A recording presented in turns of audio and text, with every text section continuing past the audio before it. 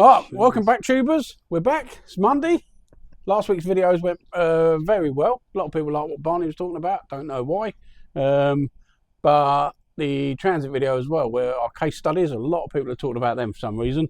So we're going to carry on doing that sort of stuff. We've got a fair bit into, don't we? Well, few in the workshop. Let's have a look what we got. So I've got Mark 5 Golfin with an engine light fault on it. It's got 3 different faults in the engine. Had this Audi S3? S3. Yeah, Audi S3. It's a lovely little car. He had battery go flat, but he doesn't use it for a month at a time or something. So I think he had a battery change, then his lights come on. What's probably happened is something's happened at the same sort of time. But yeah, ABS light, traction control light, tyre pressure monitoring light, they're all on. But it also flags up, you know, distance control, everything like that. But I think they're just not liking it. They don't see the wheel speed sensors. I've also got this Fiat in, which a bloke's only just bought it. He didn't tell us that. But you turn the side lights on, interior lights flicker on and off every 30 seconds. One rear light's not coming on, the outside lights aren't turning on. When you flash dip beam comes on. When you flash main beam, the daytime running lights ones come on, no main beam at all. And it's got void stickers on both headlight covers. I assume they're second hand. I assume somebody sold them and they put these void stickers on. I can't understand why. I don't think they're on there from factory. Maybe they are, but I can't see it. So yeah, I don't know what's going on with this one. This one could get involved. Couple left over. Are you looking at a Touran? Touran rear wiper faults, come back. It's risen from the dead. Oh, so yeah, last week we was checking the rear wiper on that. Thought we hadn't put the switch on right, so we went to it and was, oh no, that's the way you activate the rear wiper, and it worked. So put it all back together and that stopped working. Lo and behold, after everything goes back together, it comes back. Yeah. So yeah, I'll show you around this Focus in a minute and I'll show you some other bits. But so right, let's get into it. Start fixing some cars. What do you reckon? Sounds good. You gonna fix anything on your own today? I don't actually ever do that. So I've got this FSI Golfin and it's coming up with a short circuit on high pressure fuel pump regulator. Checked it out through the diagrams and it's blown a fuse for the regulator, and the regulator is shorted out. So it's got an internal short, but it shouldn't have. It's a weird one. So let me show you what I think. I'm not up on these, don't know, but I'm pretty sure. So I'm going to try and explain this to Dopey while I'm explaining it to you, of sort of how it works. So the way these normally work, you have 12 volt down to it, then that it's called pulse width modulation. And it is literally a pulse of earth going to it. Faster the pulse, more earth it gets, lower the pulse. So it's literally, a friend of mine explained it. So you had a ball bearing in a tube and you're trying to hold it halfway up. If it was a magnet, yeah, turn the magnet on, it's going to go right to the top. Turn the magnet off, it's going to go right to the bottom. If you pulse that magnet enough, it will slowly start coming up. Yeah. And the more and more, the longer the pulse is on there, more it's going to go up. Okay. So that's basically what happens in there. You do get full on and off solenoids. So it literally turns on, opens completely, and that is it. But this is a pressure control regulator. So when it wants to slow it down, and so when it wants to go up and down, that's what it does. It pulses it. So that's got a short on it. We know that. But this one shouldn't be full earth. It should just pulse it. Should be, yeah. So that goes back to the ECU. So even if you put 12 volts to that, for that to earth out, to blow that fuse, so we put a new fuse in it, we connect it up and it pops straight away. So now, all what it can be is the body, the 12 volts going in is shortened to the body of the regulator, or it's been held on completely because this could have shorted out on something on the engine. That's on completely and it can short the actual solenoid out, because if it's something what's meant to go on and off and only have a certain amount to it, if you hold it on there completely for a long time, It can actually damage it. So if it has got an internal short between them two wires, why is when you put voltage to that, is it shorting out on there when that shouldn't be a full earth? That should just go to ECU. Right, let's test that. See if it's got an external short from the 12 volt to the body, or if it's shorting straight across 2 pins, and then we'll look at the other side of it. Right, so I've put a couple of fly leads onto the solenoid valve. We're going we've got it at ohms, so 0 ohms, dead short to earth. Exactly the same onto the body. So this would be the power in. Right, so it hasn't got any resistance. It hasn't got dead short to that. So, and let's check the other one. No short. So let's put an earth to where the ECU would normally earth it. And then check it. Right, so now it's got a dead short straight across the windings of that. So it's easy enough to just change that. Changing that would fix it. Changing that would stop the fuse blowing, because that'll be a resistor, same as you've got a bulb. In fact, let's put a test bulb in it, see if it's lighting up, giving it enough current, because that's got to be a dead short. It's got to be. Let's just prove it. There we go. So that ECU, which is meant to just be pulsing it when it wants to control it, it's got a dead short on it. Now, so that, the ECU's under there, I think it's in, should be in there. So that wire's gone all the way through there. Now, is it the ECU's faulty, which it could have been. If that shorted out and just failed, it could have shorted out the transistor, which is a bit what controls it. Maybe that's got a short on it now.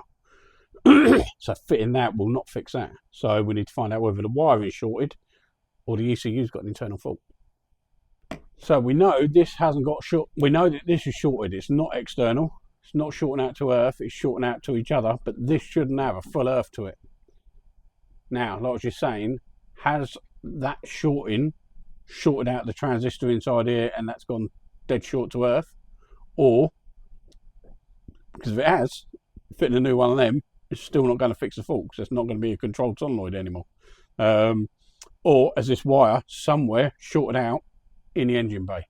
So let's strip the ECU out. We won't disturb any of this wiring. We'll get to the ECU, disconnect it, see if we've got earth on that or dead earth there. That should point in that direction. Right, check this out. This has got, customer says, he opened the bonnet out, so I've got to show you something. He said, be careful of this. If you lean on that, or you shut the bonnet, that, and this unit down here become live to kill mice.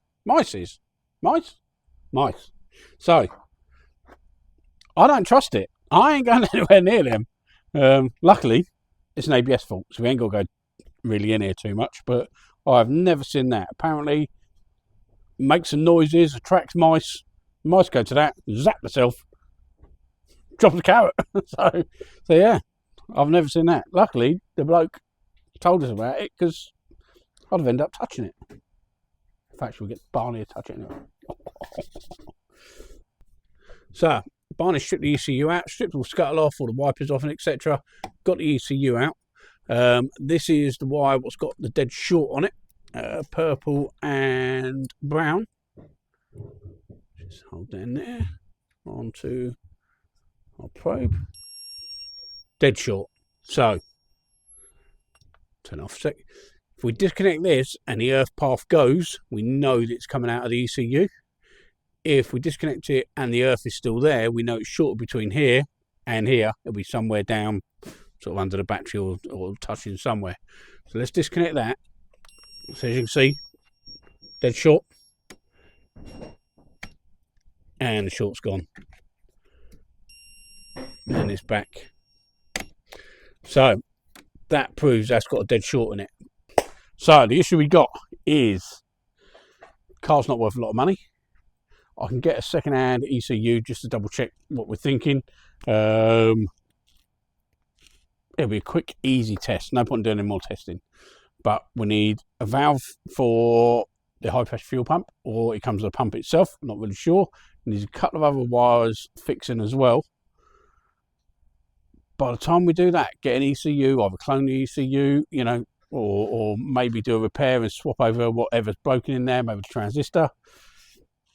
It could be, you know, 500 to 700 quid getting this done, you know. So I need to speak to him before we go any further, see what his thoughts are on it, and yeah, go from there. I mean, I don't know how much that pump is, so we could be a bit more, could be up to £1,000. Let's get some bits priced up for him, go back to the customer, see what he says about it, and yeah, see what we can do.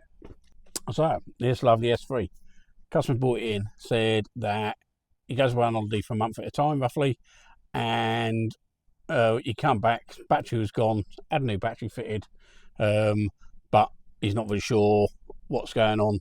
Definitely since they fitted the battery, they fitted it, went down the road, 10 miles later, all these warning lights come on saying ABS airbag, no, ABS, traction control, all that sort of stuff, and loads of warnings coming up, radars not working, you know, distance control, all that sort of stuff. Doesn't sound like, you know, where they fitted the battery. It's why I go in, have a reset, all of a sudden it comes back on again. I thought it's not a permanent fault. You take it in there, they clear it, and then, you know, 10 miles down the road it comes on, or the next day or whatever. So I'm not really sure, but it's definitely something going on. So I really thought it was going to be a glitchy thing. This is the one what he's had the mouse zapper put under the bonnet. So, well, maybe where he's been sat around, you know, he's eaten something, gone into it. ABS lights on permanently. So I'm like, let's look at that first. Gone to all the other systems, and it kept coming up with invalid data, invalid speed sensors, invalid speed signal, invalid data from ABS, etc. So we've gone straight to the ABS, found the ABS sensor has failed at the back, checked all the wiring in case it had been eaten, etc. Put a genuine sensor in it because these don't like aftermarket sensors, and it's absolutely perfect. So I've been out on road tests on it, come back in, and as you can see, every system is clear. So yeah, it was just down to one sensor, but people get it in their head that once they think that something's happened, that's it. You won't change your mind until you can prove it. But even then, you know, there's a chance he'll think that where they fit the battery is blown the sensor. Who knows? But so yeah, that's one all done and dusted. But yeah, beautiful little car, really nice. So yeah, let's get this one out. Get something else in. So what are you doing? Putting the Fiesta. Is it a Fiesta or a Focus? Fiesta. I'm putting the Fiesta back together. Came in as a non-start, and it had a 5-volt reference, which is where. How do I explain it? Go on then. Right, it's where multiple sensors are run on the same circuit from the ECU. So power goes into the ECU at 12 volt, and it shoots it out to 4 or 5 different sensors at maybe 5 volt. No, it is 5 volt. So it shoots it out to the sensors at 5 volt on the same circuit. So when one of the sensor goes down, the rest of them follow. So to find it, we found the easiest one to unplug, which was the crank sensor.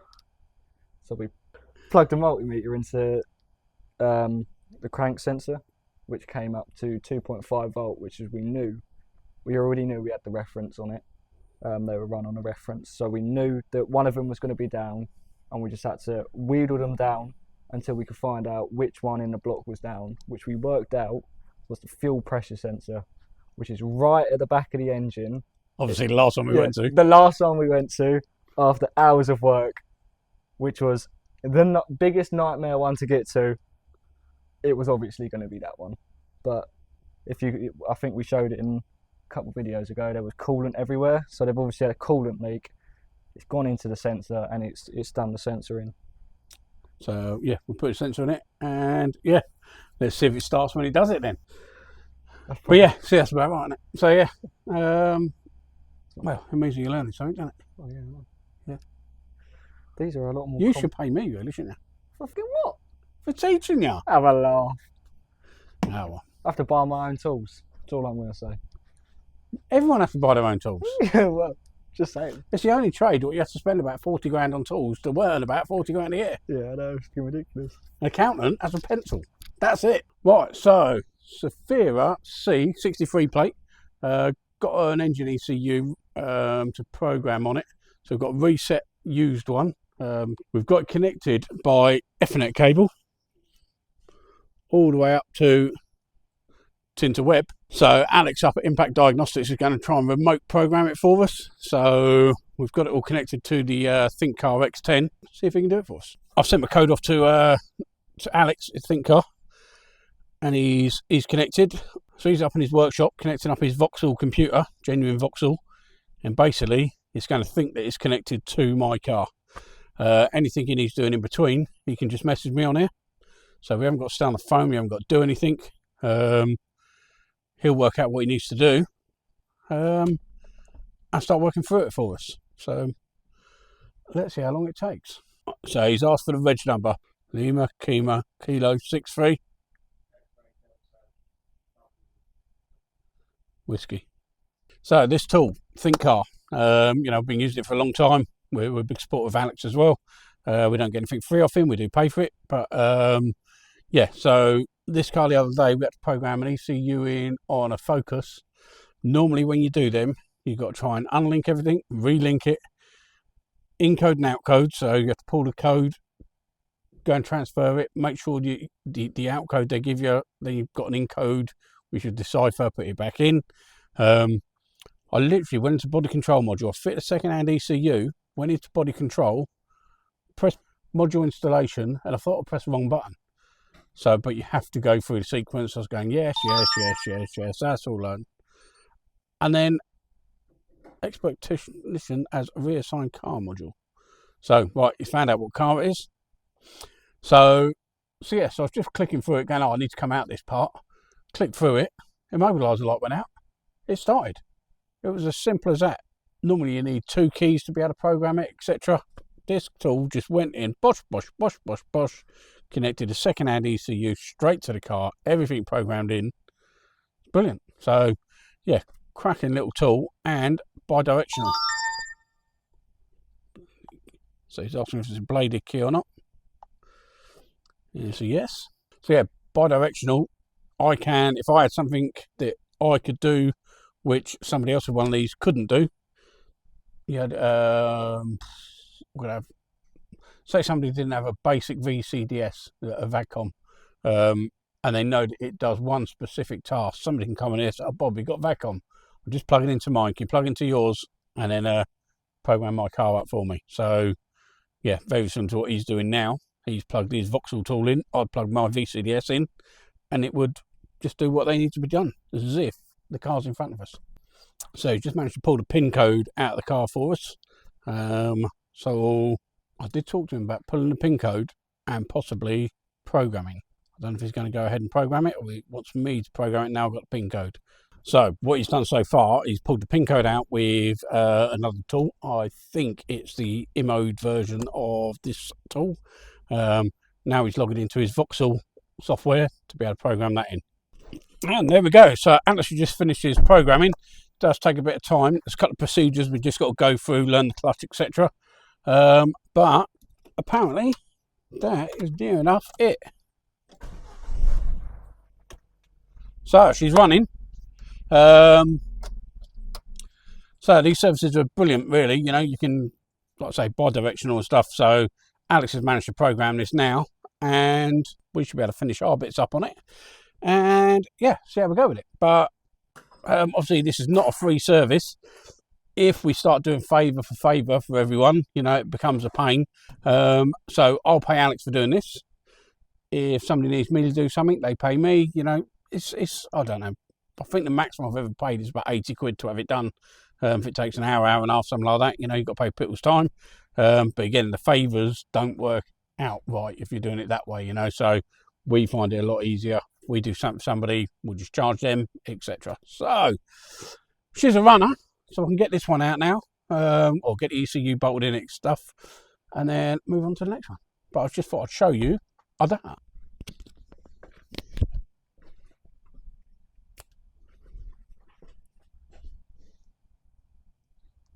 Right, so we've got this Fiat Panda in. Bob showed you last week that he ran a wire from direct from inside the ECU to outside, so we could bypass it. And I'm basically going to seal it all back up, put it back in, solder the wire up, and the Fiat Panda can go home. Stay tuned. Right, so I've sealed up the ECU with a sealant on the desk.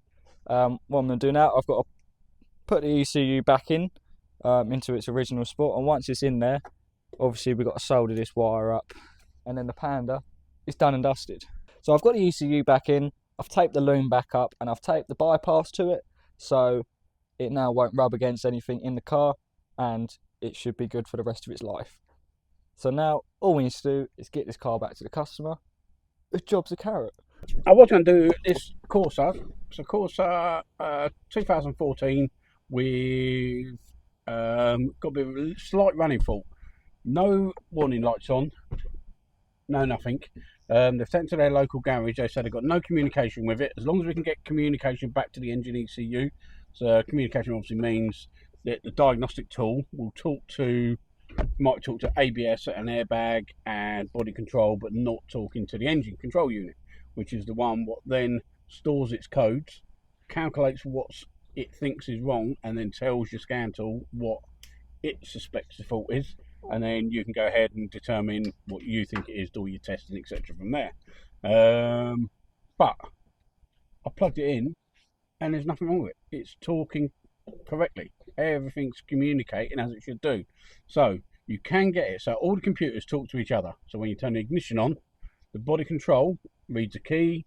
Body control tells the ECU it's read the key and it's accepted it, and it allows it to start. And because it's running and doing everything and no warning lights on, we sort of know that all the computers are talking to each other.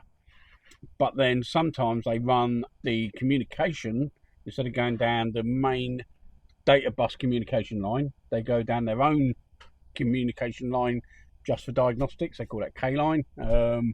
So they could be talking to each other, but the line what goes straight to it to tell the scan tool what data we got going on could have been corrupted. So I thought it was going to be brilliant. As it happens, there's nothing wrong with it. It works. It does what it's meant to do. So we're into it at the moment, and to confirm everything. In fact, we don't need to have it running. To confirm everything, got accelerator pedal positions. As I'm pushing the accelerator down, these are going up. All that sort of side of it's working. Again, throttle position. That's working. So yes, it's showing everything: your long-term fuel trim, your map sensor, sort of everything, degrees of your temperature. Yeah. So, but it hasn't got any fault codes in it. Now, is that the fault the garages are saying? That they've got no fault codes in it. That's why they can't work out what's going on, because they'd have to do it manually. Or did their tool not talk to it and that threw them out? But if you put the wrong engine code in on some cars, it says, no, that's not it, no communication. So they could have done that. So unfortunately, there's not a lot we can do with this one. We're not looking at the engine running faults. We don't really do engine running faults, where it's just a bit, it sounds to me like possibly a blocked exhaust or something. A lot of induction noise, it's not, revs are holding up. Could be a number of things, but like I said, we don't really, and we haven't been asked to look at that side of it, and there's nothing we can go on anyway. So the only thing we've got is a couple of fault codes in other control modules where the battery's been flat, so we're going to clear everything down from them. Going to clear all the fault codes out the whole car anyway, so when it goes back to the other garage, they can have a look. So what we are going to quickly look at is OBD. Some systems log the faults in different areas, so they normally, nowadays they normally log it in both. But on early Renaults, you go in, clear all the data out the Renault system, the light would still be on. You'd have to go into your OBD because it'd be in a different processor and it'd log it in different areas of the ECU. So if you get one in where it doesn't show you manufacturer specific codes, it's worth going back into OBD just to see if it is logged somewhere else, if they've got anything in there, and then go from there. But it's very unlikely. So it's found it all and no DTCs in the ECU. So it's going to have to go back to the garage. They're going to have to carry out some tests, check if the exhaust is blocked, do a service on it, check all sorts of stuff. But as it happens, nothing we can do with it. So unfortunately, a bit boring. So that's the end of Tuesday. Managed to get the Sophia done up. Haven't touched the Focus door lock. We've managed to clear up quite a few cars. So what I haven't done for a while is walk the yard. When this channel started 8 months ago, I think, that's where it all started, was showing you that our yard was full up. Couldn't get a car in, couldn't get a car out, couldn't even, so the workshop was full, every parking space was full, and the whole road was full as well. We just couldn't get anything else in. That's why we started the channel. So let's show you what we got. This switch waiting for a part. It's Fiat. That's had an ECU repair. That was done. This one's had an ECU fitted. That was done. So them two can go out. That one we're waiting for an ECU. They're quite hard to get hold of. Customers having to search around on the forums and stuff.